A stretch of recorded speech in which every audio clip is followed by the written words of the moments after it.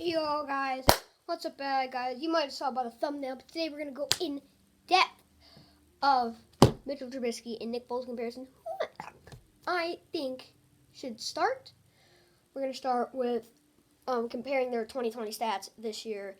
Career stats, loads of other things to show you my opinion and my evidence for why I think Mitch should start. So let's go get into the video, guys. Let's do this.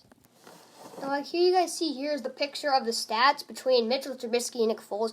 I mean, throughout the 3 games this season, Mitch has had 560 yards for 3 touchdowns and 3 interceptions. His quarterback rating was 53.6, which is, even though he's played less games, which is better than Nick Foles. And in my opinion, Nick Foles has been a lot worse than Mitchell Trubisky, my opinion, because Nick Foles he's averaging, at least there's 1 pick every game. And he only has average 1 touchdown every game. 1 for 1, so that's not going to do it for an offense. Mitchell Trubisky was averaging at least 2.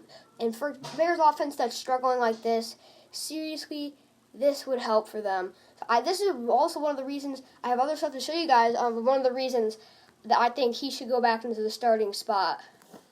Here I'm going to show both of these guys' career stats, but I also want to first look at Nick Foles. You guys look closely at GP, that means games played.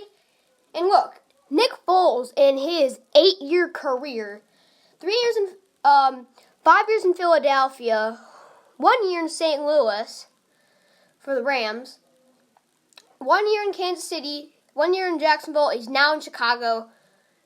So he won't this year. He hasn't played all 16 games in his whole 12-year career, which is astonishing to me. That means, guys, he's a career backup. That's what Nick Foles has been. So that's what concerned me when he was brought in. He's just been a career backup. He hasn't had much starter experience. He came in, sure, he won Super Bowl MVP, but that just wasn't enough.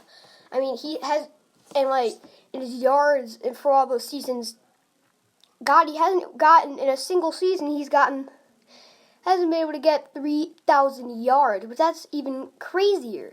Mitch could do that in a heartbeat. Well, not in a heartbeat, but Mitch could do that easy. Mitch did that at least every year. I think even in his rookie, well, actually, not his rookie year, I don't think, but he did it his past 2 years here in Chicago. So why can't Nick Foles do it in his 8-year career? That's what doesn't. In his passer rating, and his completion percentage is pretty good, but then touchdown interception ratio can be there, but I mean it isn't working. So that's why I'm concerned. And here we are looking at Mitchell Trubisky's stats. And guys, also look at GP. That also means gameplay. We just talked about that in the last one, but he hasn't started a whole season 2. But yeah, I know, I get it. He's gotten hurt a couple times, but it hasn't been that bad. In rookie year, I think he would have started, but he had to get mentored by Mike Glennon. And also, let's go completion percentage. Better than Nick Foles. Here we go. He's got 9,000 yards in a career where he's been mostly a starter, but he's only played 4 years. So that's the thing. And then you go back and look at Nick Foles. He's only had 13,000 yards in his 8-year career, and Mitch has got 9,000 in his 4-year career.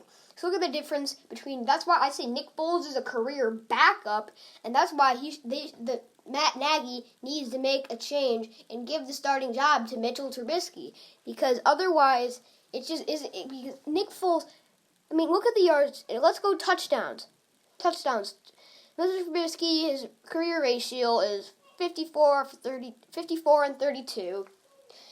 Touchdown interception ratio. That's not bad. And look at the sacks. Guys, I want to see the sacks. I forget what Nick Foles was. I'll go back and look. But he's been sacked 100 times. I think that's bad. I mean, their O-line's been even worse this year. But I mean, before it's been great, but I don't know. It just hasn't. Their O-line isn't good. It wasn't good when Trubisky was playing. But it's even worse when Foles is in there. So I mean, I don't know. I just don't know. And here's the last thing I'm gonna show you guys today. Here's the Mitchell Trubisky and Nick Foles skill set. First, we're gonna start off with Mitchell Trubisky skill set. He's very mobile. He has a strong arm and ability to throw on the run. That's his skill set. But he's a lack of skills.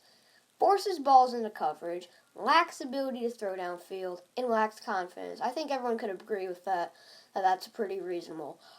Nick Foles, skill set, makes good reads. I think everyone can agree with that. Strong arm and has confidence to fit it in there. But his lacks skills, he lacks mobility, lacks throw on the run, and he lacks the accuracy too. I think everyone can agree with that. So don't go. Yeah, I don't know. I think everyone can agree with that. I mean, we all know Mitch is very talented. He was, look at his 2018 year. I mean, I feel like he just forgot to play. It just left his mind of how to be a good quarterback. I still think he's decent, but I don't know. You guys probably think he's trash, but I don't think so. Well, that's the last thing I'm going to show you. Let's head to the outro. Hey guys all, thanks for watching. If you want to go check out our last video, I don't know how to put it in. I'll put the title in the description because I don't know how to do links. If anyone knows how to do links, show me how to do that, please. That would be awesome. Anyway, we're going to be doing more sports videos like this. If you guys want to see more of this, I will do more of this. It doesn't matter. Drop a like. It only takes 3 seconds out of your day. It will really help this channel grow. And if you also hit the subscribe button, that will help a lot. Because we want to spread this channel. We want to see what people like. Alright guys, so I'll see you guys later in the next one. Goodbye.